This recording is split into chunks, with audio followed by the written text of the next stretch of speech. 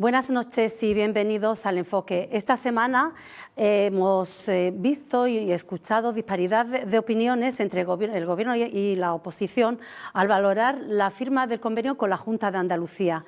Mientras el Gobierno defendía a ultranza los beneficios de este protocolo, los grupos de la oposición temen que todo quede en papel mojado. Vamos a hablar hoy de este asunto y de otros que iremos abordando a lo largo del programa, pero antes paso a presentarle a nuestro invitado de esta noche, Najib Mohamed. Buenas noches, Najib. Hola, gracias. Buenas noches.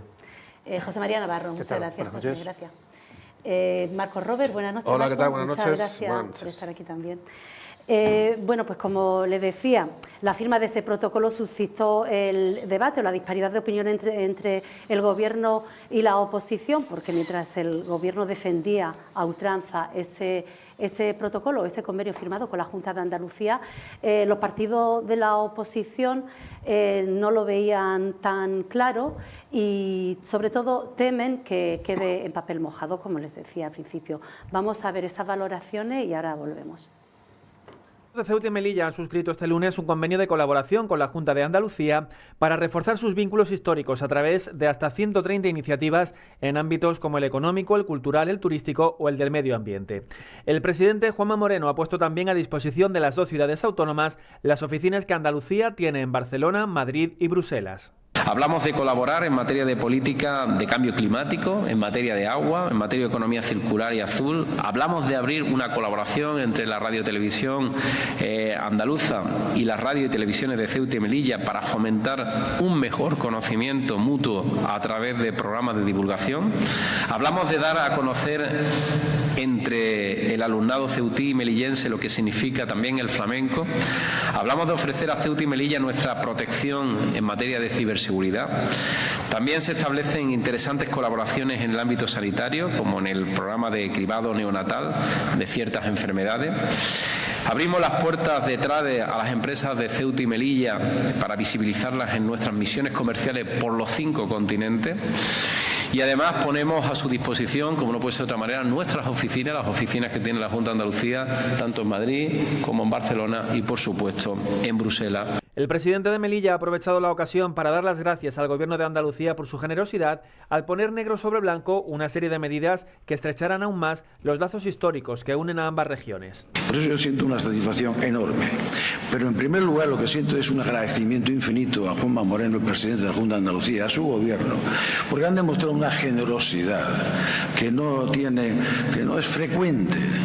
Porque evidentemente el Estatuto de la Junta de Andalucía, el artículo creo 228, está hablando y está diciendo que mantendrá Andalucía con Ceuta y Melilla unas relaciones y la desarrolla. Pero es que eso estaba ahí. Es una pena que hasta hoy no se haya podido poner en marcha lo que es un clamor popular, lo que es un clamor social, una demanda social. Pero se ha puesto en marcha. Sofía Cedo, la diputada delegada para las relaciones con Andalucía, asegura que firmar el protocolo de colaboración con la Junta era un compromiso del presidente de la ciudad y una de las medidas recogidas en el programa electoral del Partido Popular.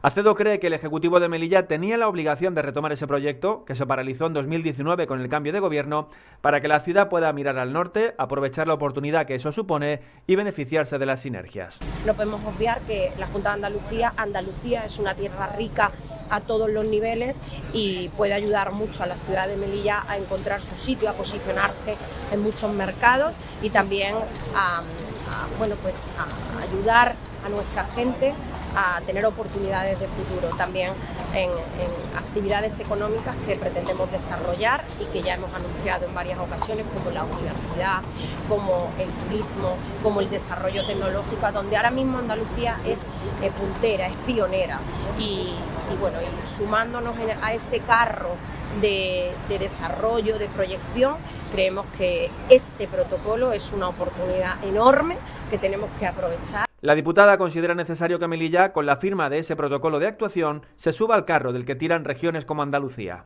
Rachid Boussian reconocía esta mañana en el programa El Arranque de Televisión Melilla que ha tenido conocimiento por los medios de comunicación de las medidas que recoge el protocolo de colaboración firmado con la Junta de Andalucía. Según el diputado de Coalición por Melilla, parece un copia y pega del suscrito en 2019, un acuerdo que, recuerda, se quedó en un cajón. Es una pena que tengamos que conocer y no estoy afeando a los medios de comunicación, al mismo tiempo a los medios de comunicación que la clase política de la ciudad, el contenido de ese protocolo de colaboración.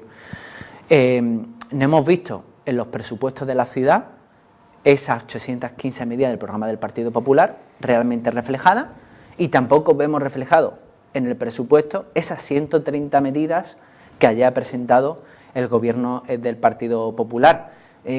Por momento parece ser que es más una puesta en escena de dos varones del Partido Popular, del señor Imbroda y del señor Juanma Moreno, que realmente un protocolo de colaboración para que los melillenses vean importantes resultados y se beneficien de ello.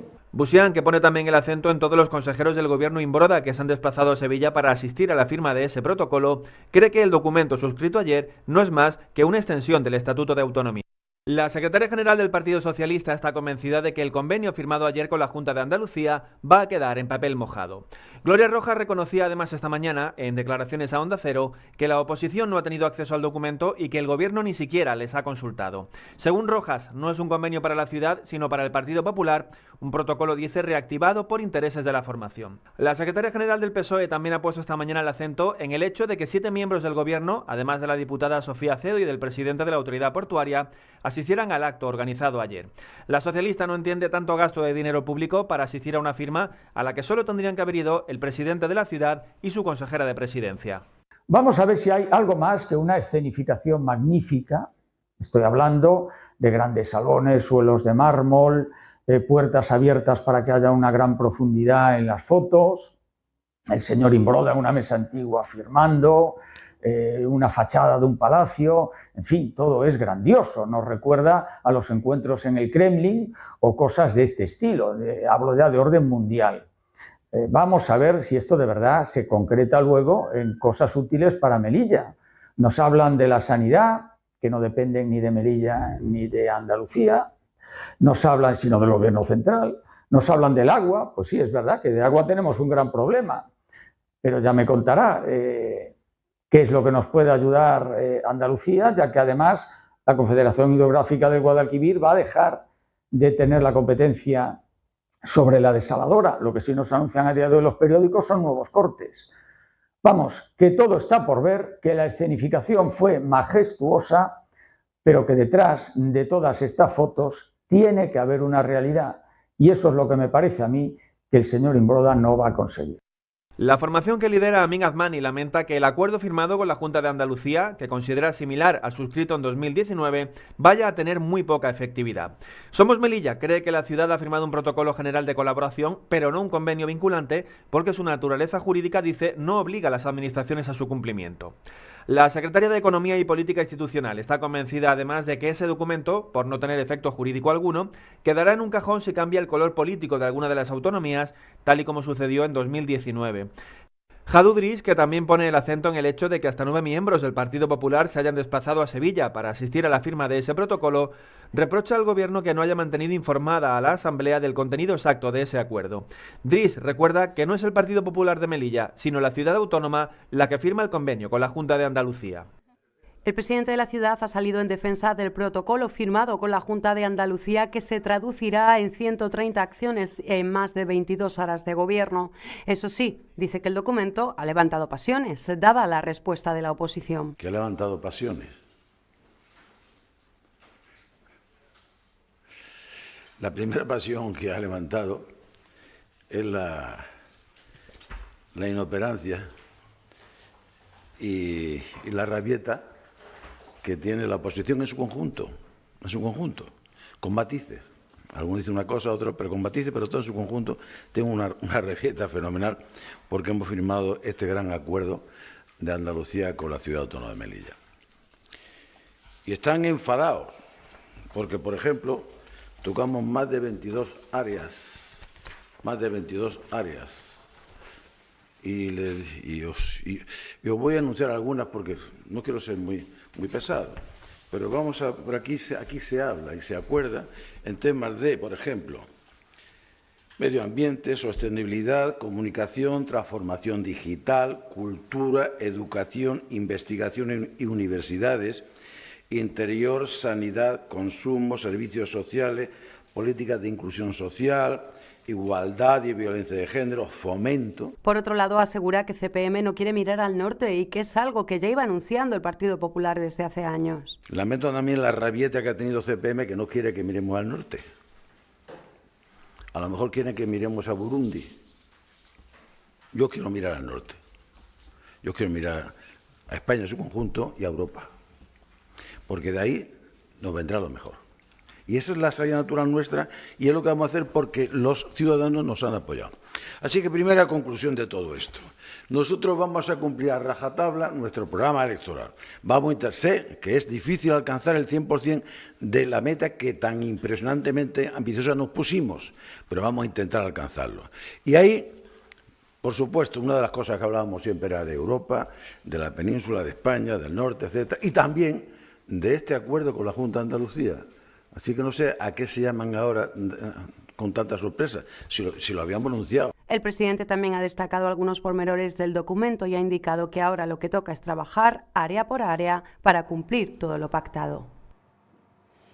Bueno, pues, ¿empiezas tú, Marco?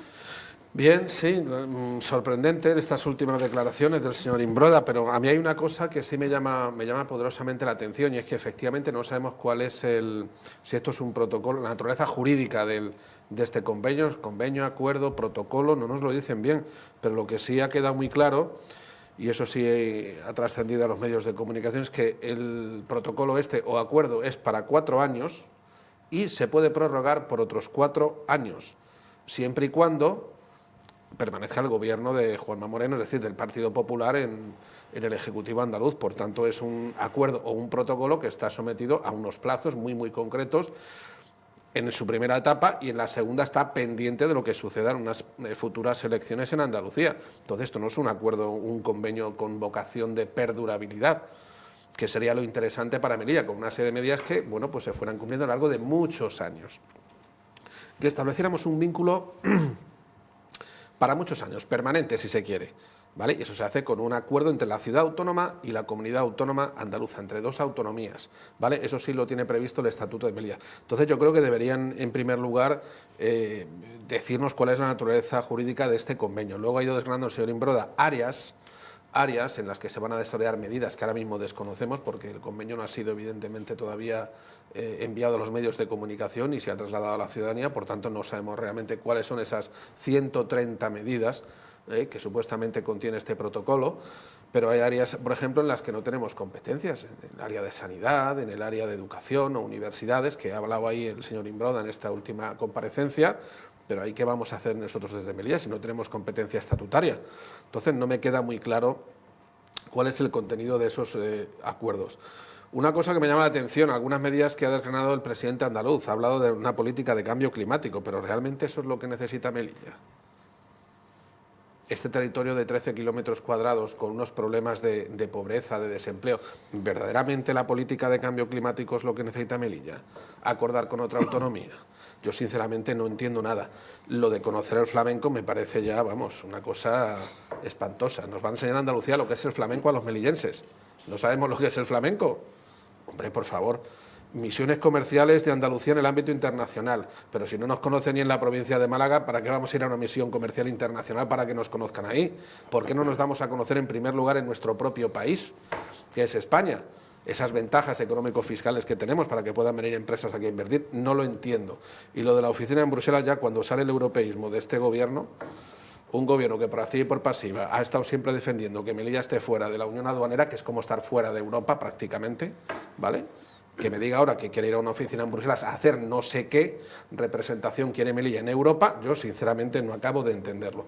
Por tanto, estoy en parte con lo que ha dicho el representante de Vox. Se ha hecho una firma de un acuerdo a bombo y platillo en un escenario de película, que es el Palacio de San Telmo, efectivamente, que está en Sevilla, que es precioso, yo lo he visto por fuera, muy bonito. Pero vamos, para firmar un protocolo con una serie de medidas que encima están sujetas temporalmente a que el gobierno de uno de los señores que ha firmado permanezca en el poder dentro de 3 años, que habrá elecciones en Andalucía. Yo sinceramente no sé si esto es lo que realmente necesita Melilla. Y para terminar, ya firmamos hace unos años un acuerdo con el Ayuntamiento de Málaga, que quedó en nada. Y también recuerdo aquí hace unos años que vinieron representantes del Partido Popular de Andalucía, se reunieron con los de Melilla y firmaron también acuerdos de colaboración, que también quedaron en nada. Por tanto, yo, sinceramente, lo de este protocolo que realmente vaya a ser relevante como para cambiar algo en la situación actual de Melilla, yo tengo muchas dudas de que vaya a ser así. Yo me voy a hacer eco de los miembros de la oposición que han pasado por esta mesa, no lo que han hecho en las ruedas de prensa, sino por aquí, donde he encontrado no un rechazo al hecho de la firma, he de reconocerlo, no rechazan el hecho de este acuerdo, sino rechazan el silencio. Algunos han criticado el formato del protocolo, yo no estoy de acuerdo, yo creo que un evento importante merece un protocolo importante, soy de los que defiendo esa opción, pero de hecho incluso mi crítica es que no ha habido aquí un protocolo. O sea, la oposición, no la oposición, nosotros, los periodistas, el pueblo de Melilla, aún no conocemos apenas nada los 130, que son 130 puntos, 22 áreas, que no rechazo la ambición, de hecho me parece bien, sea para una o dos legislaturas, con dos gobiernos del PP en ambos lados bueno, claro. Ese es el desafío político, en eso no voy a entrar. Yo critico la falta de información, creo que tendría que haberse hecho, creo que se tiene que hacer, un evento protocolario también, incluso un poco fastuoso, aquí en Melilla, presentando, si no explicando los 130 puntos, porque podría ser mortal, si al menos diciéndolos que yo los desconozco. Solamente, de hecho, conocemos uno, que es el de Televisión Melilla. Nada más, porque por lo que nos aprieta un poquito. Los otros 129 me los veo venir, pero poco más. No sé cómo se subdividen en áreas, no sé cómo se quieren dividir en 1 a 2 corporaciones, no sé qué presupuesto pueden tener. No es una crítica de que no me guste la ambición, creo que es innecesaria esa ambición. Es una crítica de que no sé nada y se supone que tendríamos que saber lo que están vendiendo oro, no aire. Y ahora mismo únicamente hemos visto, como decía el de Vox, un evento muy bonito, un poco vacío porque los de Ceuta no pudieron llegar, unos papeles que ha presentado el presidente y nada más. O sea, ya me gustaría saber qué ponen en esos papeles. Entonces sí, podría tener un sentido crítico de, pues muy bien, o bueno, o no tan bien, pero no lo sé, es que lo desconozco. Ahondando en lo mismo, efectivamente, yo como la mayor parte de los ciudadanos desconocen la naturaleza jurídica que pueda tener ese documento. Y me explico.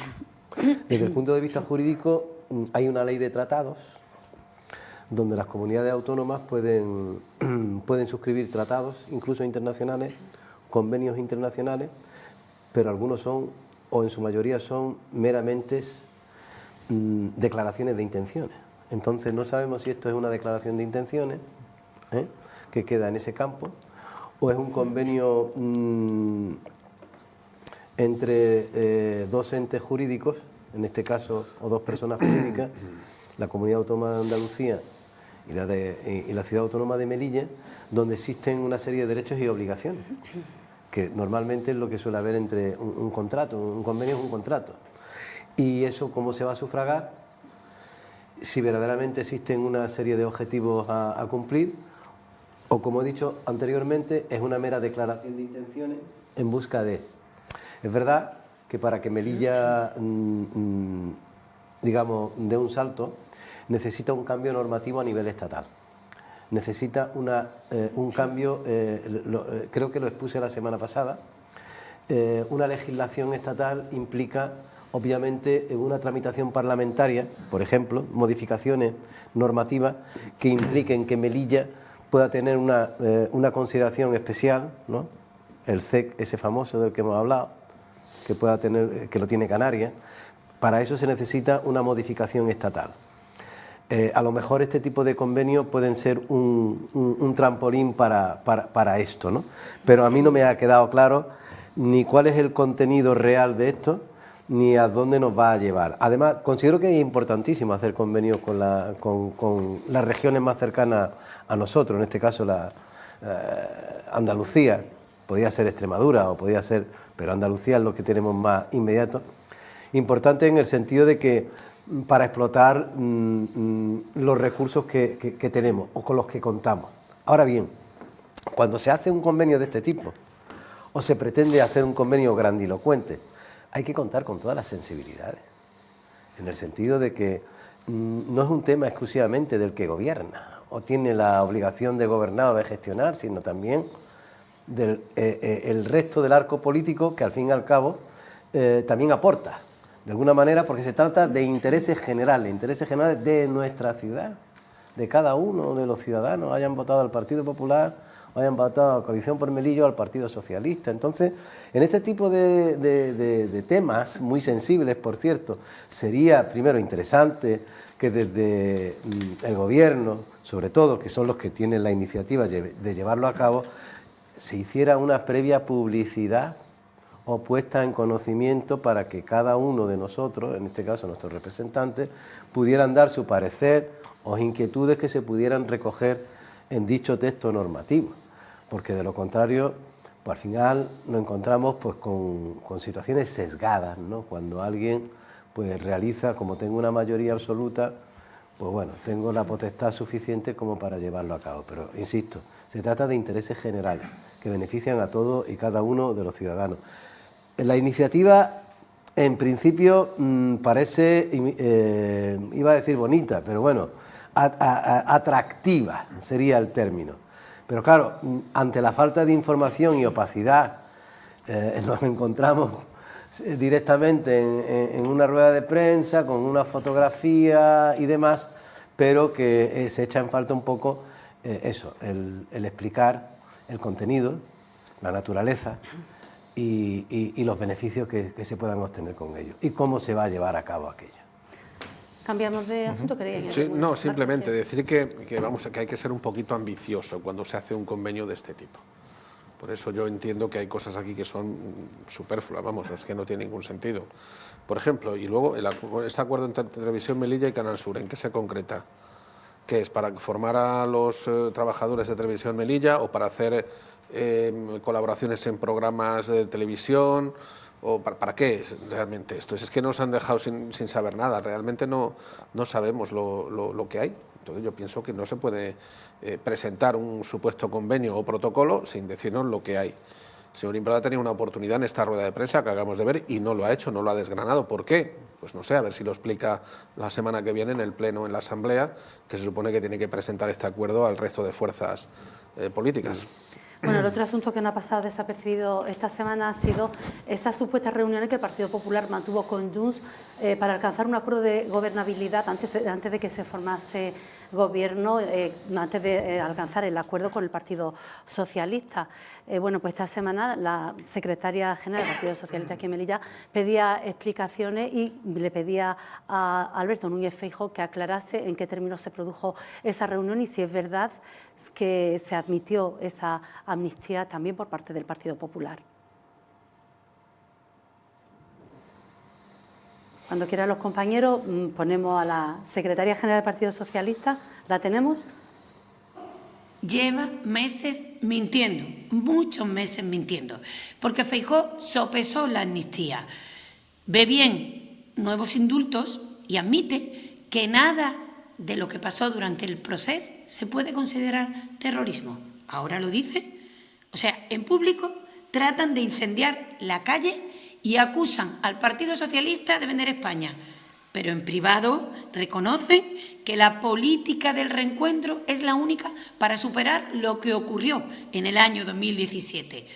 Su hipocresía es máxima. El PP no tiene proyecto de país, no tiene proyecto para España y no para de dar bandazos de un lado para otro. ¿Quién es el que ha comprado 7 votos para quedarse el presidente del gobierno? ¿Feijóo o Sánchez? ¿Tuvo la posibilidad Feijóo de decir te compro los 7 votos y quedarse? ¿Sí o no?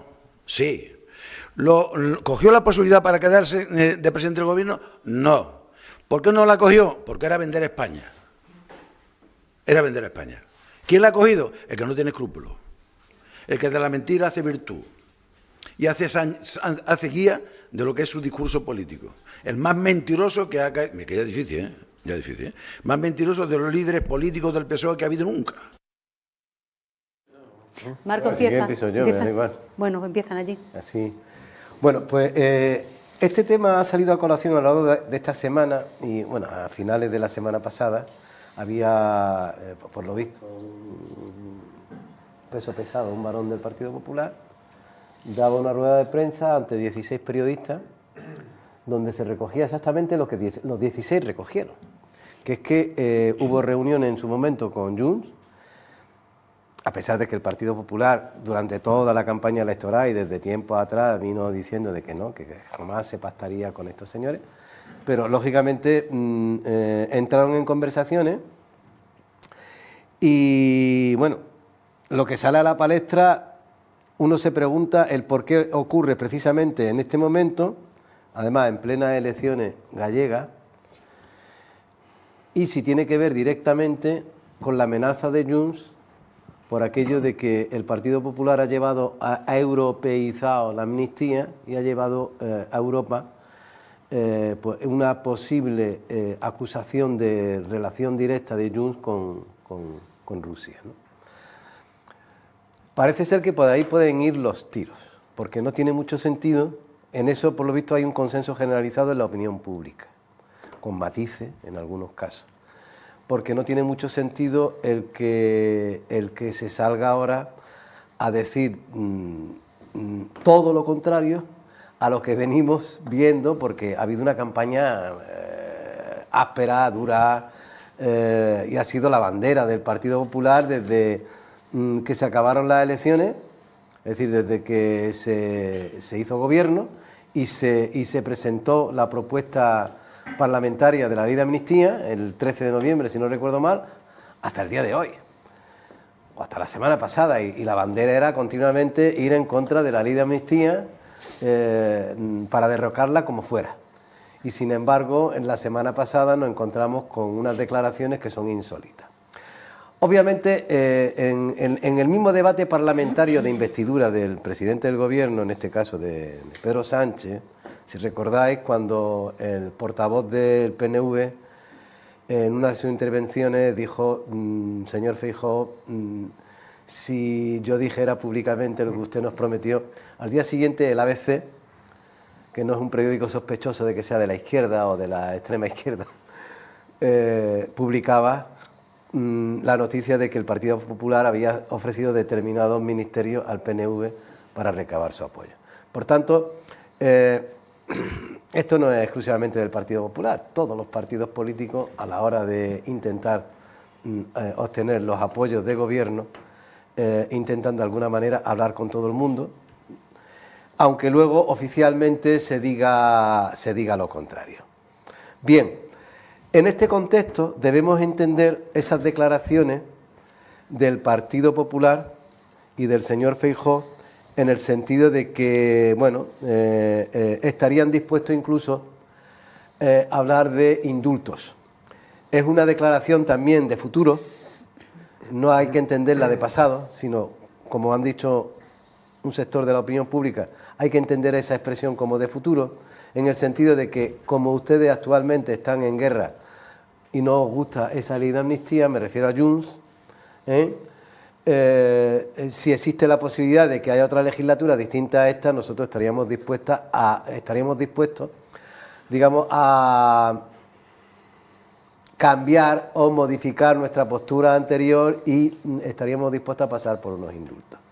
Por tanto, esto echa por tierra pues toda aquella manifestación férrea que se viene manteniendo desde hace ya 4 meses en contra de la amnistía y de que no se debe pactar ni gobernar ni con Bildu porque son terroristas, ni con Junts porque son independentistas y terroristas al mismo tiempo.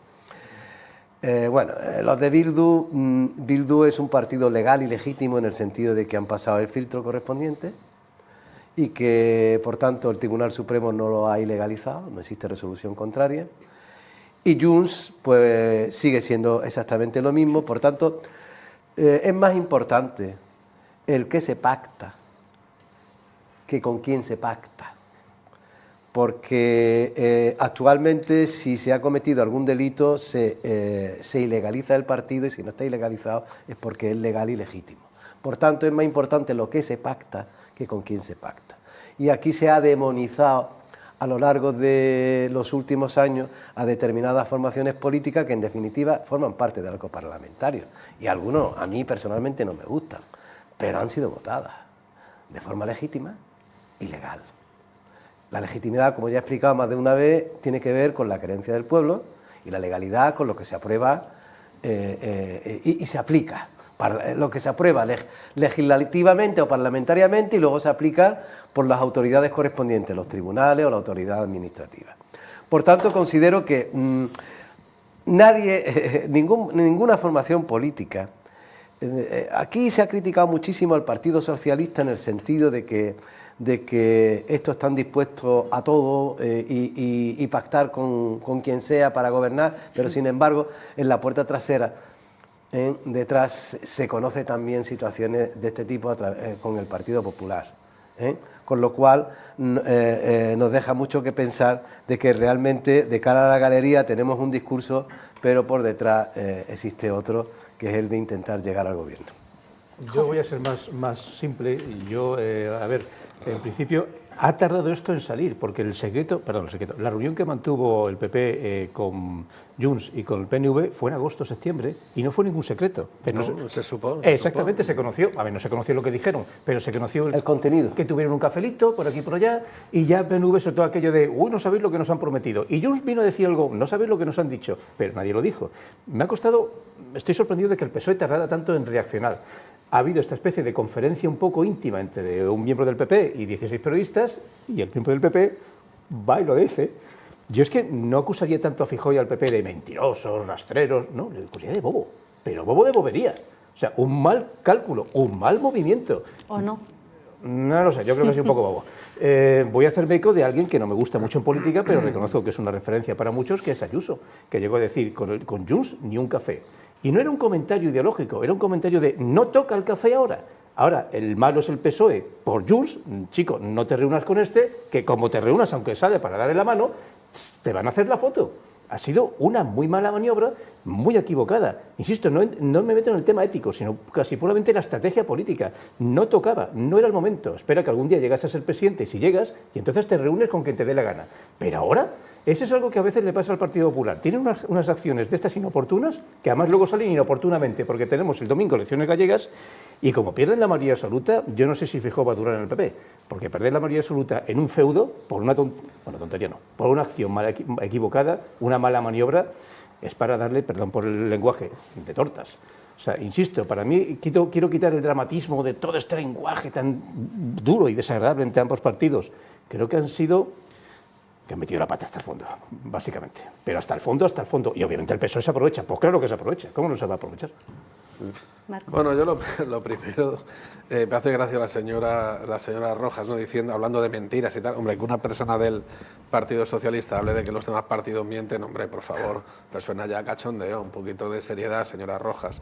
Efectivamente, el Partido Popular es muy torpe, pero esas reuniones se produjeron cuando estaba intentando su investidura el señor Feijóo, fueron públicas y notorias. Claro, ¿cuál es el problema? Que nuestra democracia es muy imperfecta. Una de esas imperfecciones es precisamente la ocultación permanente de información a los ciudadanos. Y cuando uno se reúne con un partido, todos los pactos y acuerdos deben de ser públicos y todos tenemos que saber qué es lo que se está negociando, porque esos partidos al fin y al cabo negocian en nuestro nombre. Nosotros les hemos dado una representatividad en las cámaras de representación popular, en el Parlamento y en el Senado. Y, por tanto, todos esos acuerdos, sean de investidura o no sean de investidura, evidentemente deben ser publicitados. El PP es muy torpe, lo hemos visto a lo largo de los últimos 4 años, bueno, desde que Pablo Casado accedió a la Secretaría General del partido, a la presidencia y tal, hemos visto cosas que, son inasumibles en un partido serio. Pero que suceda ahora, al margen de esa torpeza, bueno, pues yo no sé si tiene a lo mejor algo que ver con las elecciones gallegas, no tengo ni idea, no sé realmente hasta dónde llega, porque como nos falta información sobre todo esto. Pero sí te digo que hace 2 días salió Junts, un responsable, haciendo unas declaraciones diciendo que no se había hablado de la amnistía en esa reunión. A mí me sorprendió esa declaración, yo la escuché en la radio. Digo, vaya, está Junts echándole un capote al Partido Popular por si le falla el acuerdo con el PSOE. No sabemos muy bien estos acuerdos por dónde van, lo que está pasando. Hace mes y medio, cuando el propio Puigdemont dijo, oye, diciéndoselo a Sánchez, que podemos irnos con el PP y hacer una moción de censura. Y el PP no lo rechazó, ¿eh? Por ejemplo, de otra forma, si hacen esa moción sería para convocar elecciones, porque evidentemente un gobierno así estaría también sujeto a las veleidades de un partido como Junts. Respecto al PNV, no hay que creerse nunca en nada de lo que diga el PNV, porque estos un día pactan con el diablo, otros pactan con Dios, y así van tirando ellos de una forma u otra. Yo no me fiaría mucho de esas declaraciones del PNV.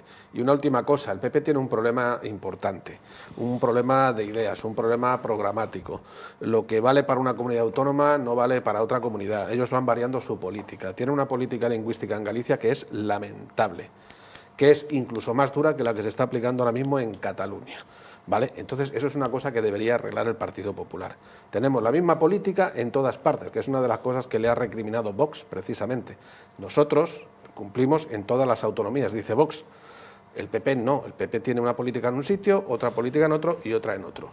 En Galicia, si es importante o no lo que se está jugando ahí, bueno, pues es una región pequeña, no aporta tampoco una gran cantidad de diputados en el Parlamento, pero evidentemente tiene un simbolismo importante si saliera derrotado el Partido Popular. Quien sabemos sí que va a perder sí o sí es el Partido Socialista, las elecciones. Esto es un juego entre el Partido Popular y el BNG y punto.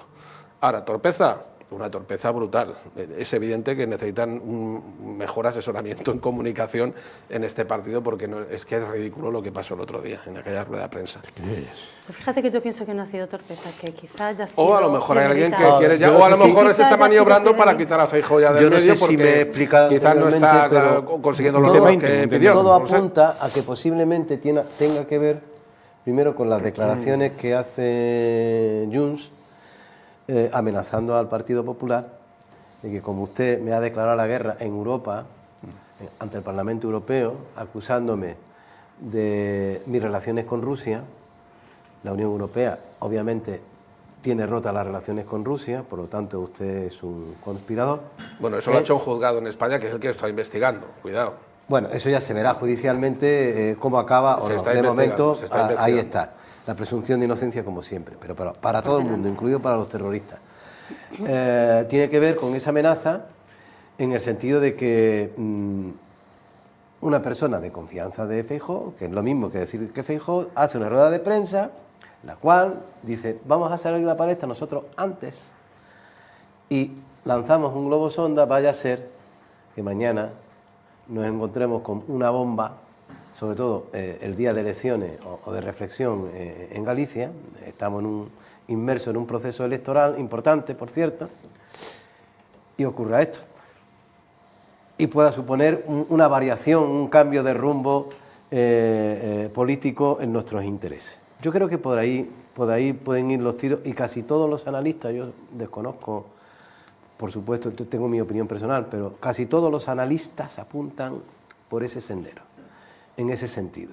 Y que la declaración que hace Feijóo con respecto, he dicho anteriormente, a los indultos, es más o menos lo mismo que has expresado anteriormente. Oye, que es posible otra legislatura diferente, nosotros podíamos pensarnos o modificar nuestra postura y de un no total podríamos oficial, no, el extraoficial es otro, o el oficioso es otro, podríamos pasar a unos indultos. Con lo cual no deja de ser en fin, la falta de coherencia, porque en definitiva cuando uno defiende públicamente y de forma continua una cosa y achaca al otro precisamente que miente o que rebate lo que anteriormente defendía, usted se convierte o es peor que el anterior. Es decir, usted no está legitimado para hacer la crítica, porque realmente al final usted lo que persigue es lo mismo. O sea, el fin y objetivo último y primero es el mismo, gobernar. Bueno, pasamos al siguiente asunto. El trágico suceso que acabó con la vida de 2 guardias civiles la semana pasada en Barbate, que fallecieron en acto de servicio cuando intentaban combatir el narcotráfico, pone en tela de juicio los medios con los que dispone la Guardia Civil para combatir el narcotráfico en el campo de Gibraltar. Esta semana, pues el lunes, Melilla se sumó a la concentración convocada por la Federación de Municipios y Provincias, pues para expresar su dolor y su rechazo a lo sucedido el viernes día 9 en Barbate. Miguel Ángel Gómez y David Pérez son los 2 guardias civiles fallecidos en el mar cuando intentaban detener una narcolancha en Barbate que acabó embistiéndoles la noche del pasado día 9 de febrero. Hoy en la mayoría de municipios y provincias de España se ha guardado un minuto de silencio al que también se ha sumado nuestra ciudad. Un numeroso grupo de personas, entre los que se encontraban las fuerzas y cuerpos de seguridad del Estado, se han concentrado y guardado un minuto de silencio ante el Palacio de la Asamblea. Hoy estamos aquí para expresar nuestro dolor por la cruel muerte en acto de servicio de 2 guardias civiles, de 2 servidores públicos en la localidad de Barbate la noche del 9 de febrero. Una tragedia que nos ha conmocionado porque Miguel Ángel Gómez y David Pérez han pagado con su vida su ejemplar entrega a velar por la seguridad y la integridad de la ciudadanía española en esa dura batalla de luchar contra las mafias del narcotráfico. Yo no sé cómo un presidente de gobierno, y perdonadme lo diga, con los cuerpos aún calientes de una víctima de un asesinato vil, es capaz de ir a celebrar unos premios Goya. Yo jamás lo habría hecho. Yo creo que hubiese estado mejor en Barbate o en Pamplona, acompañando a esa familia de esos vilmente asesinados servidores públicos, que con una barquita de remos prácticamente lo echaron a pelear con muchísimo más poderío enfrente. Ahí estaban las barcas que medio valían, abriadas. Están los sindicatos del Guardia Civil de Melilla diciendo que necesitan más medios. Nosotros también tenemos mar, tenemos una fuerte migración y también hay narcotráfico por nuestros alrededores. Entonces, por lo tanto, yo no hubiese ido nunca a eso. Pero lo que sí hubiese hecho al día siguiente es haber cesado al ministro del Interior. Lo que hay que reclamarle por lo pronto al Gobierno de la Nación es que allí tienen que haber efectivos suficientes y recursos suficientes. No pueden tener 6 embarcaciones paradas, estropeadas durante tanto tiempo para que puedan realizar el trabajo que deben de realizar.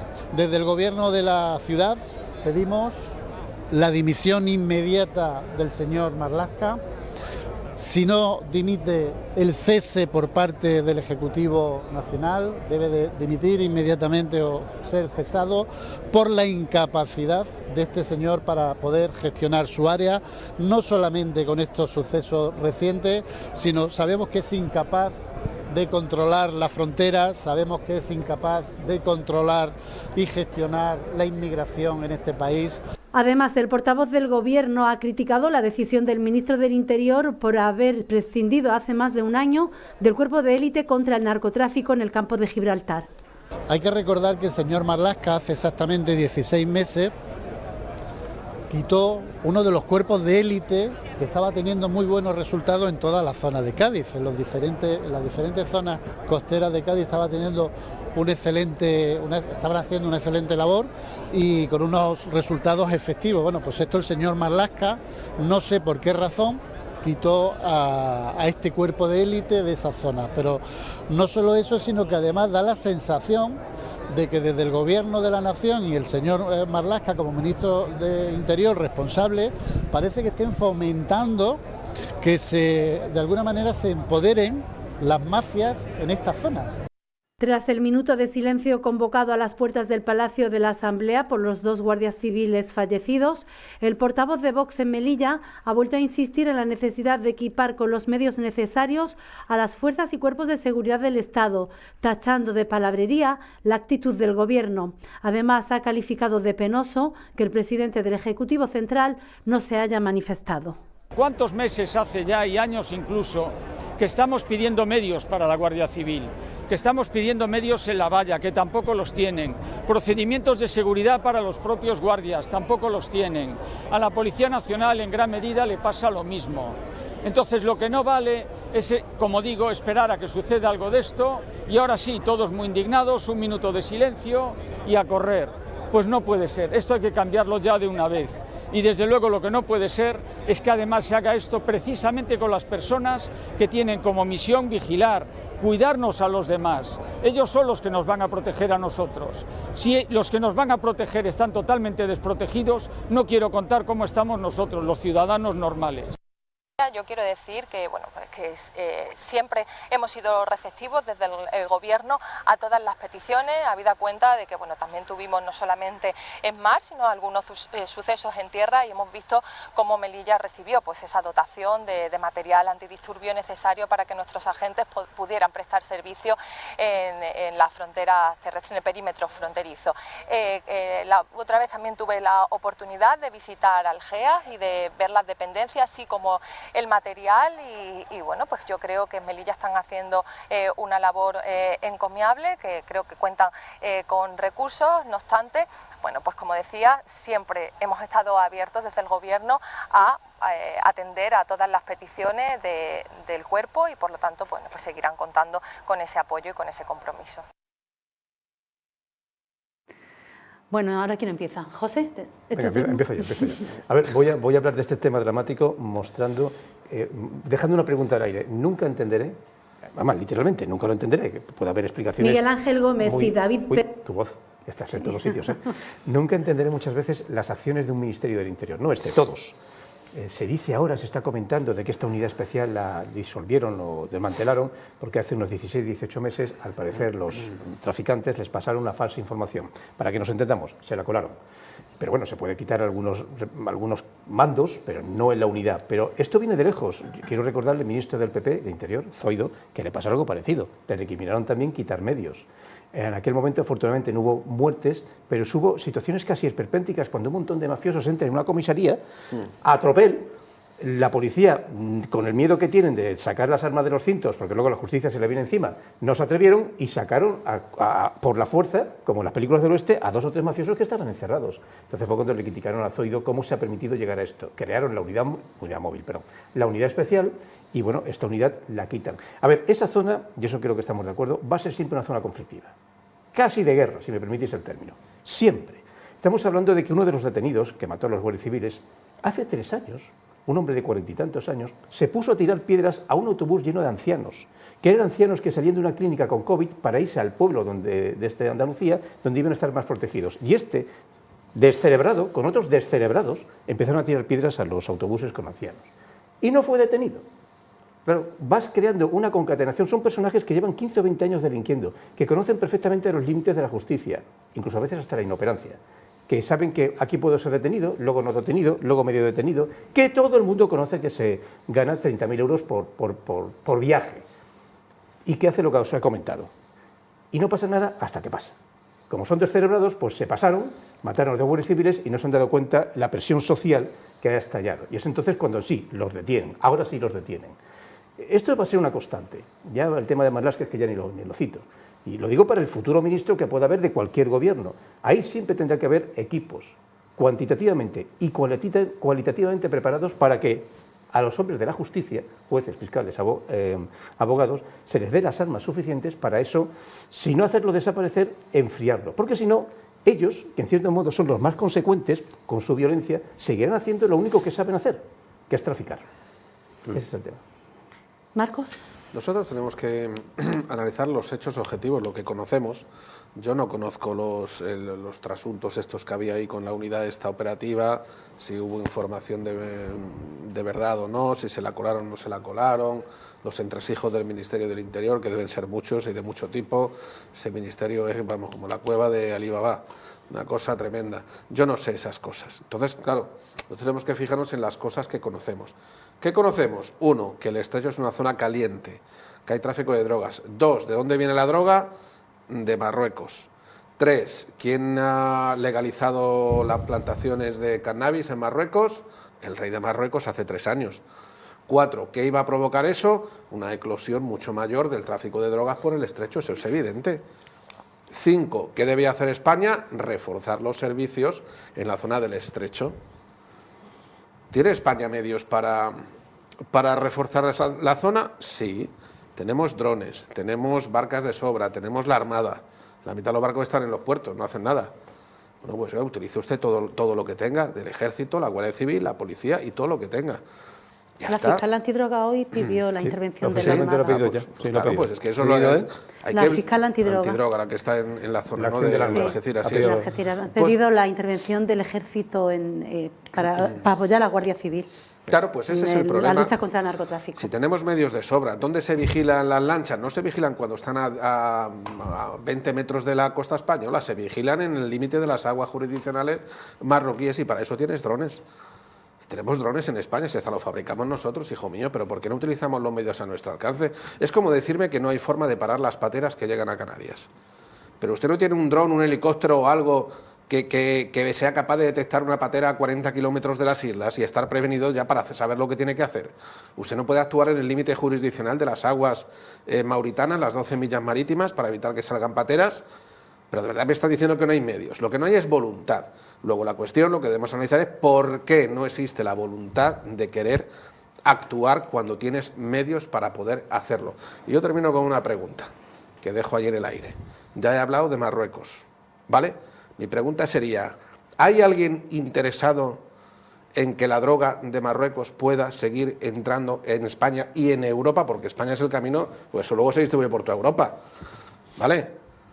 ¿Hay algún interés en permitir que la droga de Marruecos entre en Europa? Punto, yo lo dejo ahí. Allí. Vamos a ver, aquí digamos que salen a colación diversos temas que no se pueden tratar así superficialmente, porque es verdad que serían objeto de un debate mucho más profundo y de 3 o 4 programas. Pero bueno, a grosso modo, empezando por el final, yo no creo que Marruecos tenga la culpa del narcotráfico que está ocurriendo en España. O sea, cuando digo Marruecos me refiero al Reino de Marruecos, a las autoridades marroquíes. Entre otras cosas porque últimamente el narcotráfico del que se está hablando no es el de tráfico de droga blanda, o sea, de hachís, o de resina de hachís, o aceite de hachís, sino estamos hablando de prácticamente de la droga dura, cocaína y algo más. El debate que se viene manteniendo es que con respecto al Ministerio del Interior, que efectivamente faltan recursos materiales y recursos humanos para poder combatir desde el punto de vista legal a esas mafias. Pero claro, esto no es culpa exclusivamente de un ministerio. O sea, no es culpa del señor Marlaska, que por cierto a mí personalmente no es un personaje que sea de mi convicción. Pero hemos de reconocer que los recortes se vienen produciendo desde la época del ministro del Interior de Rajoy, ese señor de la Kitchen. Se empezaron a producir recortes de efectivos policiales y de la Guardia Civil y de recursos materiales. Obviamente, para realizar un trabajo, una persona, un funcionario público, un servidor público necesita tener los medios mínimos para poder combatir precisamente este tipo de situaciones, sea la delincuencia en general o la mafia o delincuencia del narcotráfico en particular.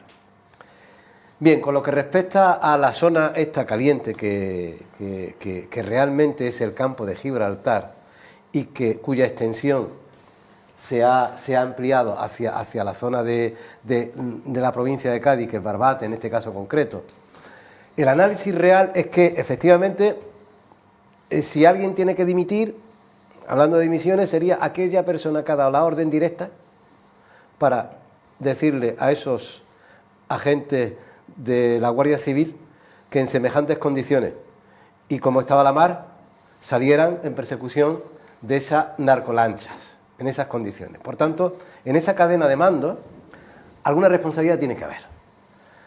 Porque cuando se está en situación de inferioridad y con una situación adversa climatológicamente, obviamente el resultado no puede ser positivo. Eso de entrada.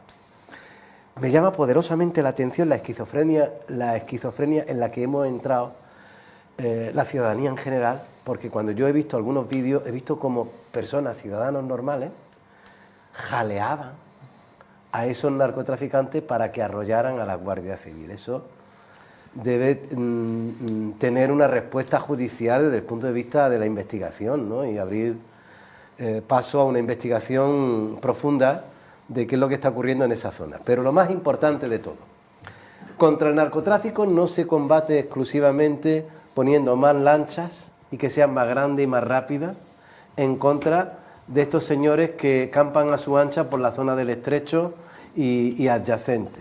Estamos hablando de la zona en la que nació Julio Anguita, por cierto, Cádiz, la zona más pobre de España, la zona con más alto índice de desempleo después de Melilla, donde el 66% del paro se produce en la población juvenil, donde existen ONGs trabajando desde hace años precisamente intentando recuperar a chavales, a adolescentes, para encauzarles en el camino, porque precisamente el narcotráfico y las mafias encuentran su caldo de cultivo en situaciones, en una población de este tipo que no tiene perspectiva de futuro de ningún tipo, donde hay un abandono total de todos los gobiernos centrales, incluso de la administración autonómica, a lo largo de muchísimos años. Es decir, el paro, la pobreza, el desempleo, la exclusión social se ha cebado en esta población del campo de Gibraltar y de Barbate. Hoy salía la noticia en los medios de comunicación, en la radio y en televisión, de que un ciudadano de la zona del campo de Gibraltar intentaba arrollar a un agente de la Guardia Civil que le seguía por un tema de contrabando, porque no solamente es el narcotráfico, también es el contrabando de tabaco, el contrabando son todas aquellas mercancías que ilícitamente quieren ser introducidas en territorio nacional. E intentaba arrollar a un agente de la Guardia Civil, si no recuerdo mal, que casi lo mata.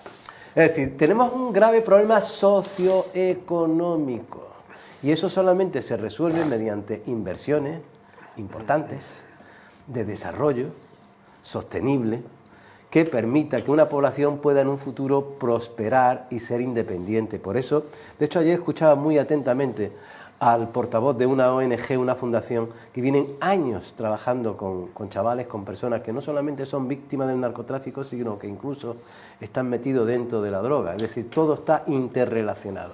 Por tanto, el calado del problema no es tan superficial como se ve con una lancha, 2, 3, e incluso, por supuesto, es importantísimo el intentar que los cuerpos y fuerzas, los efectivos de cuerpos y fuerzas de seguridad del Estado cuenten con todo el material suficiente para hacer su trabajo, como los profesores cuentan con unas condiciones óptimas, ya sean en la clase, o sea, del lugar, de los recursos materiales humanos suficientes para que uno pueda impartir sus clases, en este caso, para que uno pueda realizar su servicio y realizar su trabajo.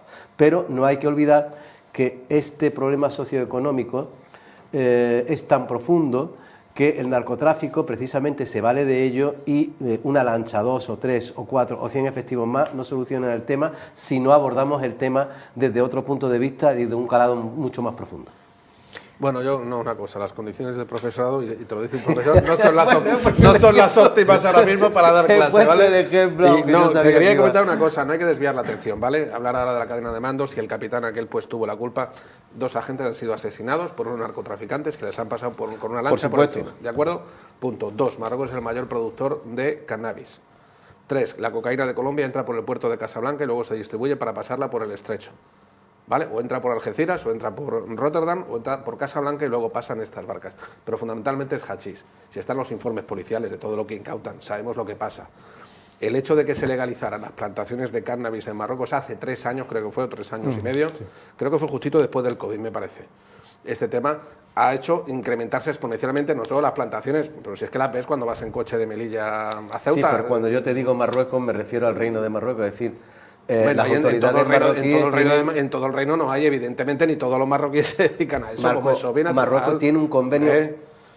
Los tratados más importantes que tiene España hechos, suscritos, los tiene con Marruecos. Bueno, sobre eso podríamos y tiene un tratado del año 1991, luego modificado en el 96, en materia civil, penal, de extradición y fundamentalmente para combatir el narcotráfico. Es decir, cuando yo hablo de que Marruecos no tiene la culpa, me refiero a que sus autoridades como tal, no son los culpables de que exista el narcotráfico. De la misma manera que el narcotráfico Las autoridades marroquíes podrían vigilar sus costas, sobre todo la zona del Estrecho, perfectamente, además en colaboración con España, para evitar que las lanchas salieran hacia la península. Pero es que si no controlamos el Estrecho, esto se ha extendido ya a la Costa del Sol y se va a extender hasta Huelva, desde Huelva hasta Almería.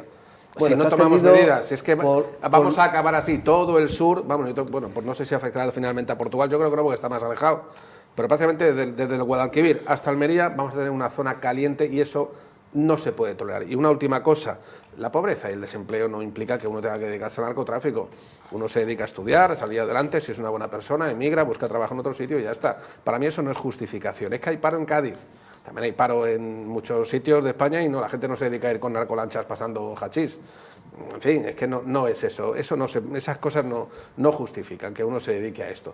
Uno se dedica a esto porque es un negocio lucrativo, es un negocio facilón y es un negocio que, precisamente por esto que te estoy diciendo, porque no estamos poniendo todos los medios, por los motivos que sean, yo no voy a analizarlo ni voy a acusar a nadie de nada. Por eso planteo esa pregunta. ¿Hay algún interés en que entre droga de Marruecos a Europa? No lo sabemos. Aquí nada justifica el narcotráfico. Lo que decimos, medios tenemos, lo que no hay es medios destacados en esa zona. Lo que decimos es que el narcotráfico, las mafias encuentran un calado muy importante de personas que tienen un problema socioeconómico. Pues claro, las mafias del narcotráfico y también el terrorismo y que son mucho cosas, más vulnerables que si una persona tuviese una formación, un trabajo y fuese independiente. Esa es la cuestión. Entonces hay que abordar el tema desde diferentes puntos de vista, es decir, de diferentes tramos, porque si lo hacemos única y exclusivamente desde el punto de vista policial, el narcotráfico va a existir siempre.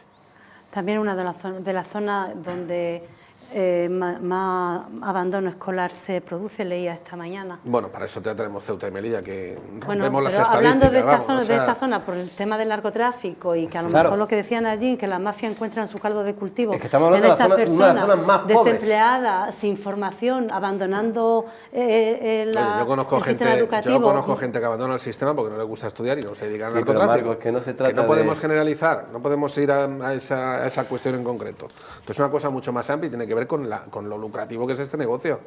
Bueno. ¿Para qué voy a estudiar si yo puedo ganar 30.000 euros por, como ha dicho José Mari, por un traslado? Por cada traslado, pues claro. Si el que vigila gana 1.000 euros ya, el que vigila en la playa. Pues, que ganas dinero fácil. En una hora lo que ganas en un año. Exactamente, claro, esa es la historia. Esa es la historia, ¿no? Bueno, pues vamos al terreno más local esta vez. ¿Acuático? Acuático, agua. Vamos a hablar del agua. Bueno. Hoy en el Rastro, en varias zonas del Rastro, se ha producido, se ha cortado el agua, ¿no? Y sobre todo por las obras que se están ejecutando en la calle García Margallo. Al parecer ha sido por la negligencia de la empresa encargada de esas obras, y esta mañana el consejero de Medio Ambiente decía que iba a pedir o a exigir explicaciones a la empresa. El consejero de Medio Ambiente ha confirmado este fin de semana que para reparar la avería detectada en la tubería de impulsión situada en la puerta del Mercado Central, se aprovechará la parada técnica de la planta desaladora prevista para el próximo 13 y 14 de febrero. Mañana día 13 y pasado 14 va a haber un corte de suministro de agua de la desaladora, que un corte programado, es una parada técnica que tiene la desaladora.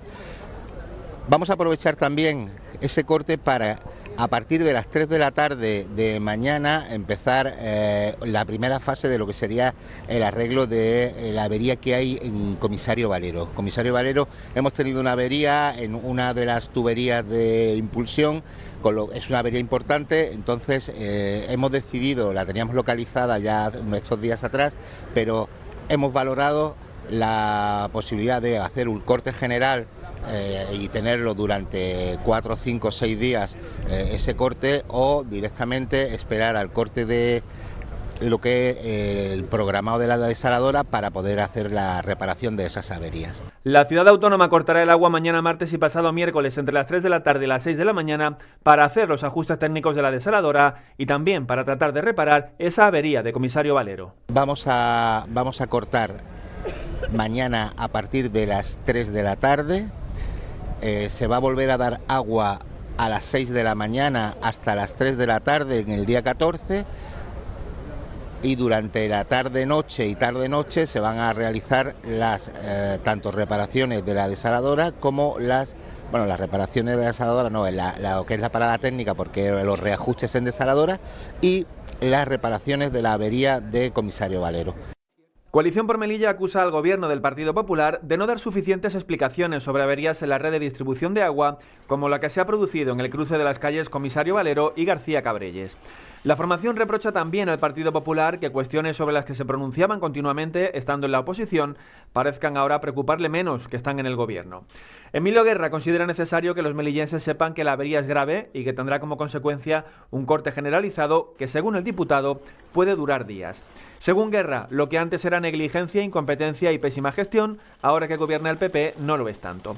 El diputado cree que el Ejecutivo trata de minimizar lo que ocurre para que un problema de esa magnitud pase desapercibido a la opinión pública.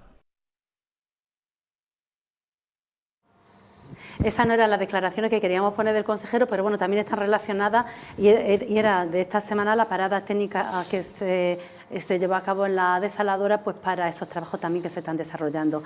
El problema de hoy ha sido, ya se lo comentaba al principio, que en la calle Margallo y algunas zonas del barrio se han quedado sin suministro de agua, decía el consejero, por la negligencia de la empresa constructora que está llevando a cabo las obras en la zona. El consejero de Medio Ambiente, visiblemente molesto, ha dicho que pedirá responsabilidades a la empresa. Y decía también que se trabaja para que el corte de suministro no vaya más allá del día de mañana. Bueno, y lo que sí han visto ha sido la reacción de Coalición por Melilla, que veían al diputado Emilio Guerra, diputado de Coalición por Melilla, refiriéndose a este corte en la calle Margallo. ¿Marcos? Bueno, pues nada, esta obra de la calle Margallo ha sido la obra maldita de la legislatura anterior, ha durado muchísimo tiempo, de hecho todavía no se había terminado cuando García Cabrelles. Perdón, García sí, Cabrelles, pero la perdón, obra, sí, sí. La tubería afectada sí, hoy ha sido García Cabrelles, efectivamente, es que se confunde. García Cabrelles, sí, es la obra maldita, ¿no?, por excelencia de la anterior legislatura, que ha durado hasta esta nueva, todavía estaba la obra en marcha cuando entró este nuevo gobierno. Y evidentemente pues habrá que pedir responsabilidades a la empresa constructora y también ver un poco la contrata que se hizo en su día, ¿no? Si la empresa era la idónea, no era la idónea, pues claro, si después de todo el follón que hemos tenido de obra me metes un poquito de presión al agua y revienta una tubería, hijo, eso quiere decir que el material que han puesto ahí no era de primera calidad. Si no era de primera calidad, habrá que ver si hubo una baja en el contrato que se hizo en su día, en la puja que se hiciera en su momento o lo que fuera, si fue un contrato a la baja, y habrá que pedir responsabilidades tanto a la empresa como a la ciudad autónoma, del gobierno anterior, que es el que contrató estas obras, pero lo que no puede ser es que esté un barrio entero por esa zona con ese problema de agua, que es infumable. Claro, si es que no puede ser. Es incomprensible que sigan pasando estas cosas en Melilla en pleno siglo XXI. Yo de verdad que no entiendo cuál es el problema. Sí, la verdad es que es bastante agotador. De hecho, cuando el consejero anunciaba vamos a tener un par de días, tengan paciencia, que a ver qué pasa, con algunos compañeros de los medios de comunicación, y creo que incluso con el propio consejero, le llega a decir, a ver cuando aprieten el botón del on, a ver qué va a pasar, ¿no? Bócate que hablar yo. Hala, eso por hablar. Sí, es ya la eterna desconfianza, ya es que ya... a ver, personalmente, quizás a ustedes le pasen. Yo esta mañana avisé a compañeros y a mi familiares, mantener la bañera llena, tener agua, porque cuando pase lo que pase, vamos a ver si no hay algún tema de pequeño arreglo posterior, que siempre se puede entender, ¿no? Si no eléctrico, de propia fontanería. Pero no, la explosión de esta mañana, me lo contaba Marite, que la ha visto, era abrumadora. Y de hecho, cuando la arreglen, seguiré teniendo una amplia desconfianza de que aquello funcione. Y cuando la tapen, seguiré teniendo una amplia desconfianza de que dure 1 o 2 años antes de que vuelva a estallar. Ya estamos en una especie de ciclo de la eterna desconfianza con nuestro suministro de agua. ¿Sabes? De psicosis. De psicosis y casi de aceptación de que, bueno, mientras lo tenga 12 o 13 horas, casi como que me doy por satisfecho. Porque es un tema que ya viene de decenios, reconozcámoslo. Sí.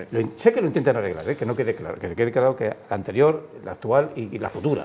La Administración lo intentan arreglar, porque una ciudad con 85.000 personas, presupuestos de más de 300 millones de euros, que tenga crónicamente estos problemas, ya resulta patético y casi de humor negro. Pero insisto, desde aquí nosotros, los periodistas, no podemos asegurar cuándo se puede arreglar eso. No lo sé. Nayib.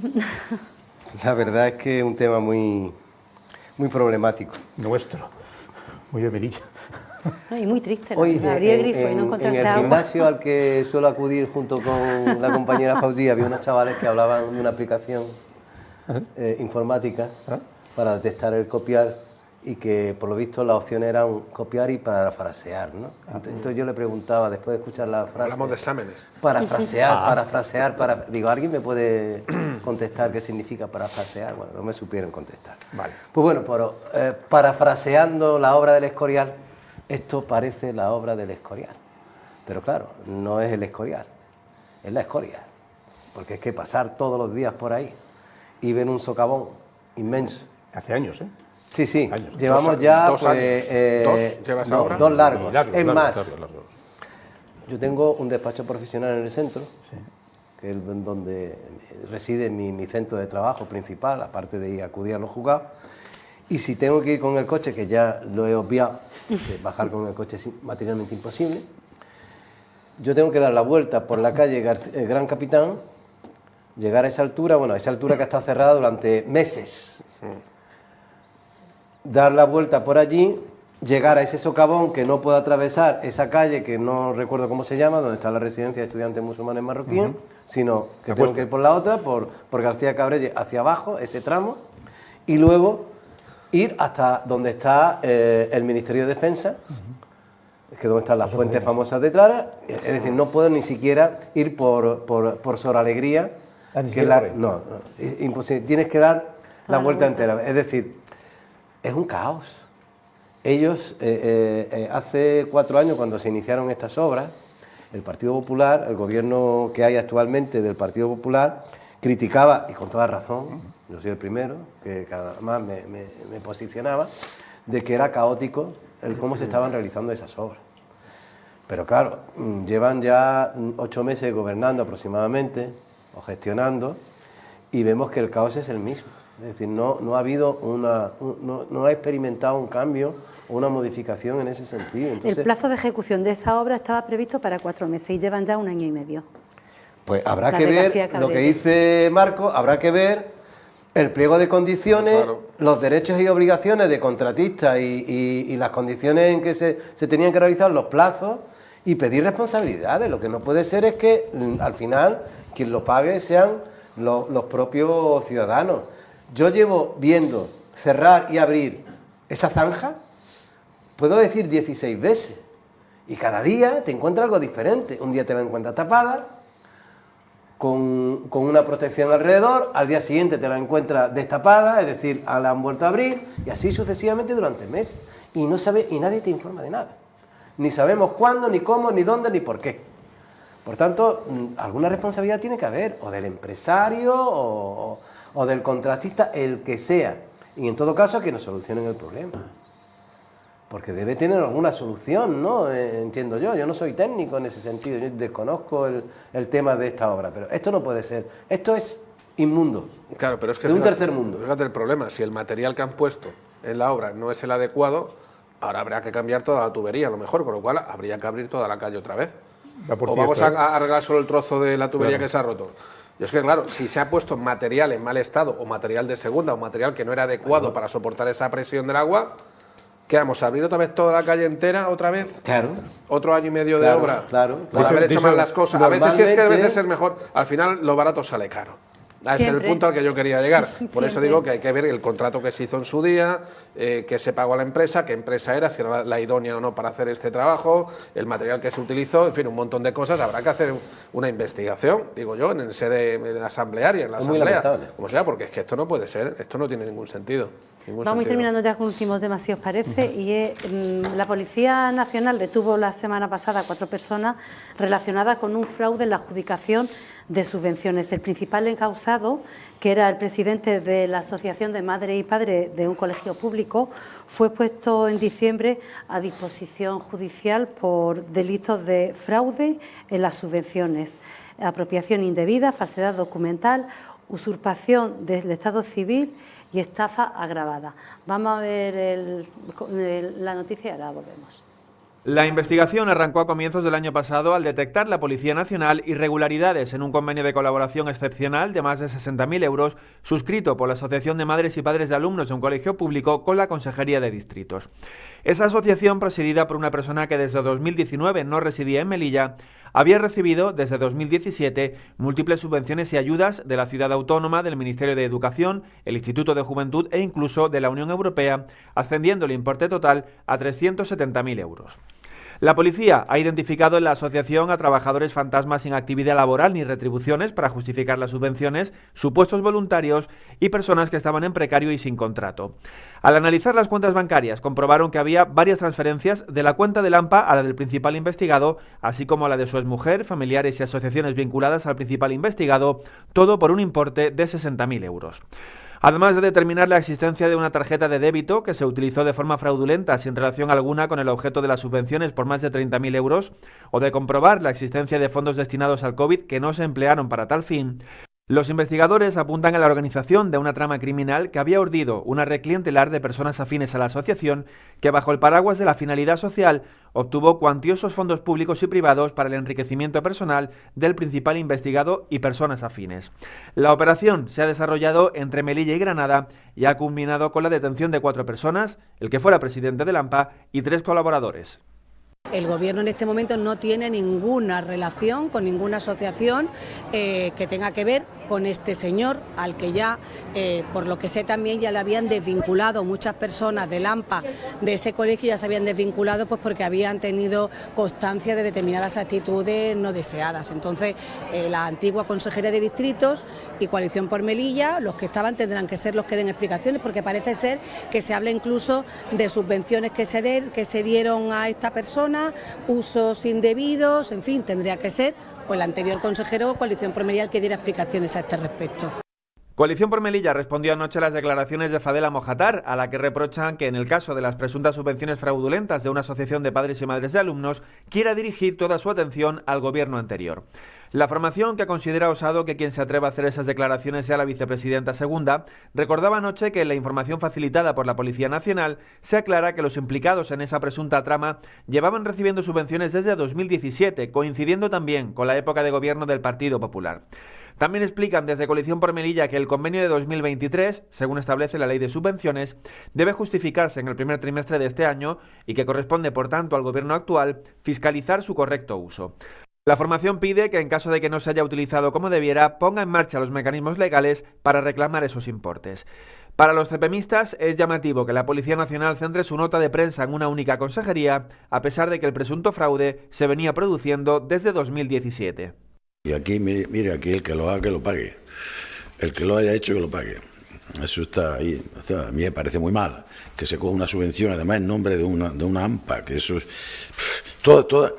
Cualquier delito de este tipo es punible y está mal, pero hay otros que están peor, ¿no?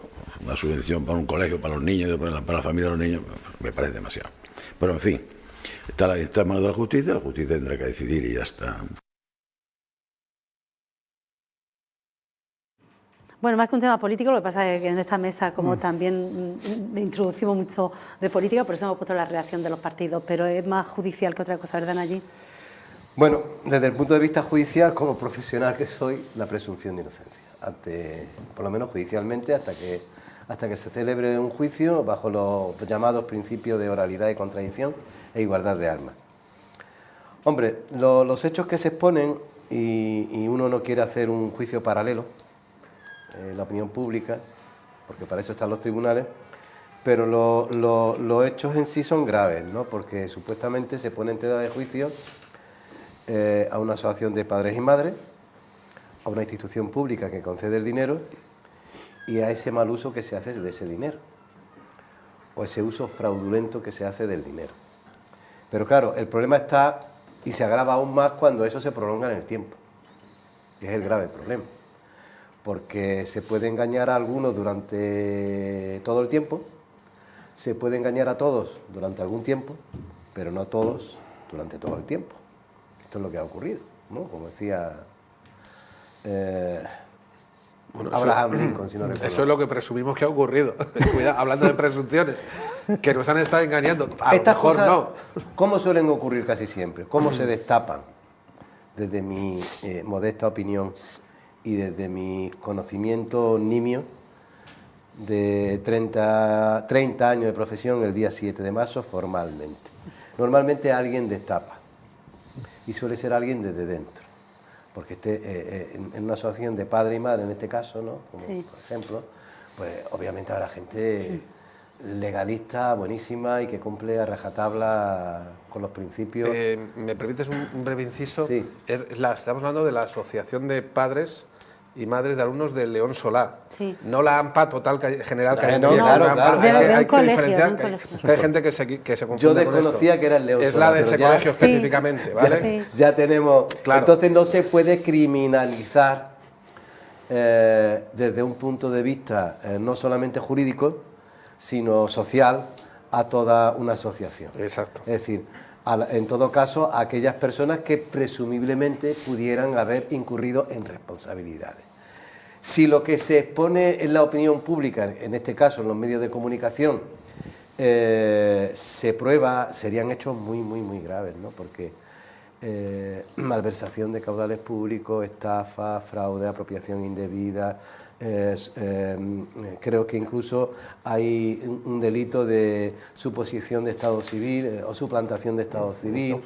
Eso se produce cuando Usurpación uno del dice estado que soy civil. casado y está divorciado, o soy casado y está soltero, o soy soltero y estoy casado, ¿de acuerdo? Pero siempre con un fin o con un objetivo de, obviamente, de enriquecimiento ilícito.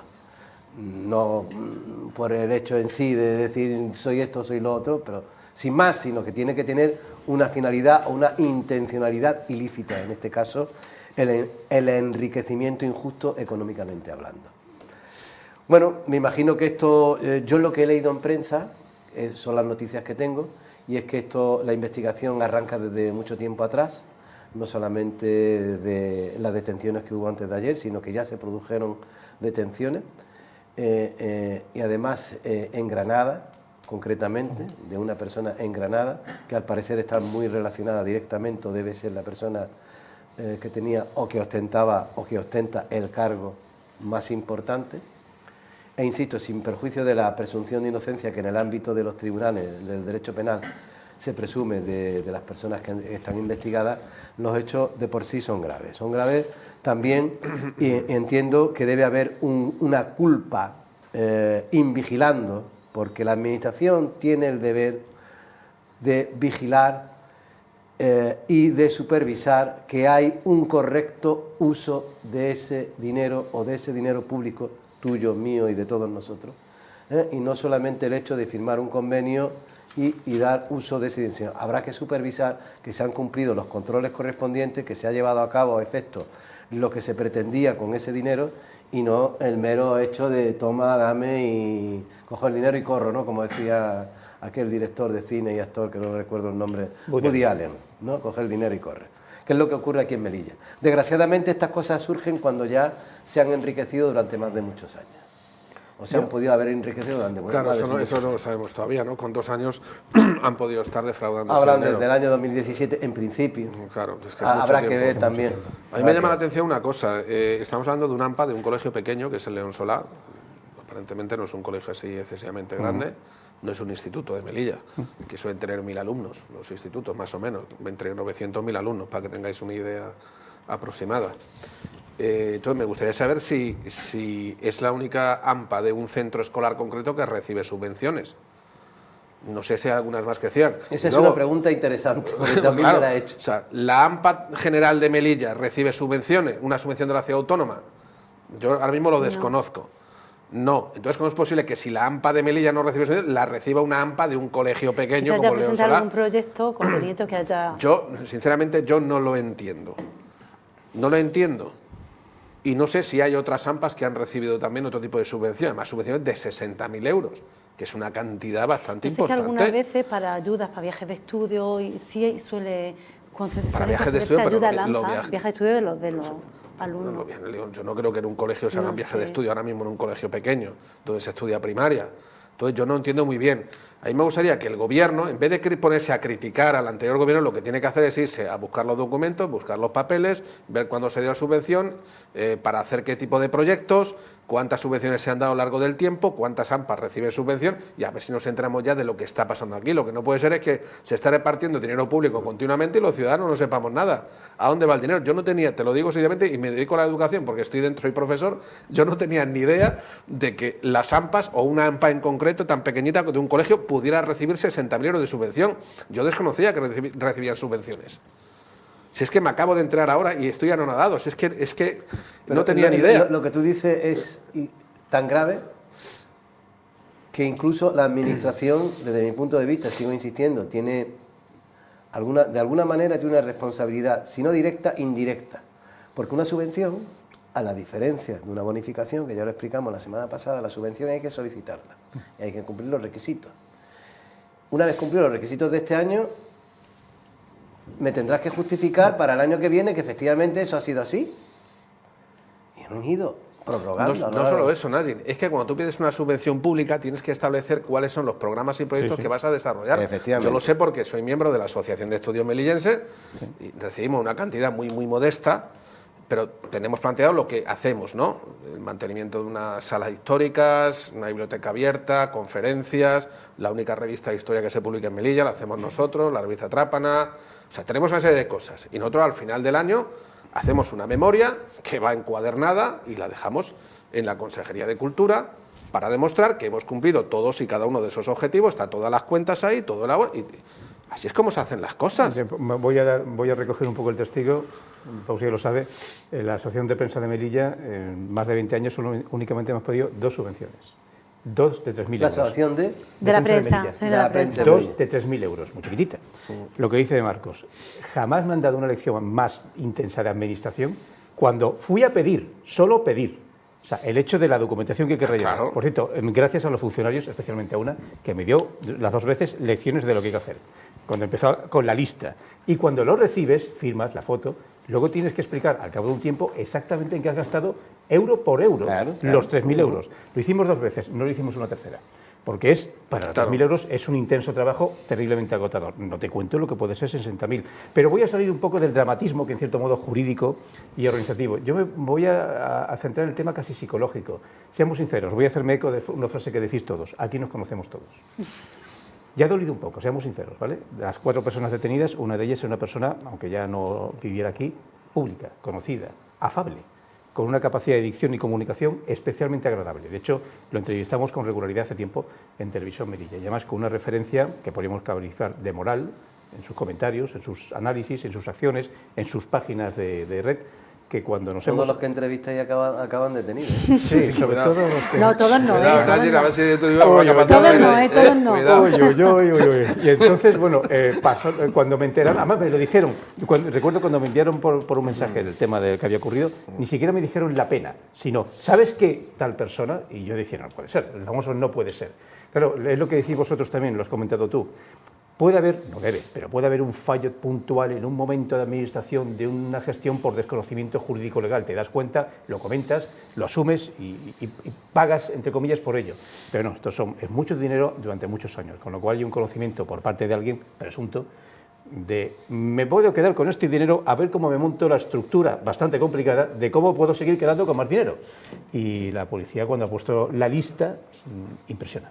Pero creo que en la información también han dicho que tenían esta tarjeta de crédito, decían. Es que impresiona. Sí, o sea, como las tarjetas Black, esta famosa de Caja Madrid y tal, ¿te acuerdas, no? Que todos iban con la tarjeta Black. O sea, ya es que es una cosa ya, vamos, muy currado. Son muy recurrentes las tarjetas. Ya veo. De verdad que es una cosa alucinante. Compañeros, lo tenemos que dejar aquí. Muchas gracias a los 3 por acompañarnos y a ustedes también buenas noches y les esperamos aquí el jueves que viene. Buenas noches y que descansen. Buenas noches a vosotros.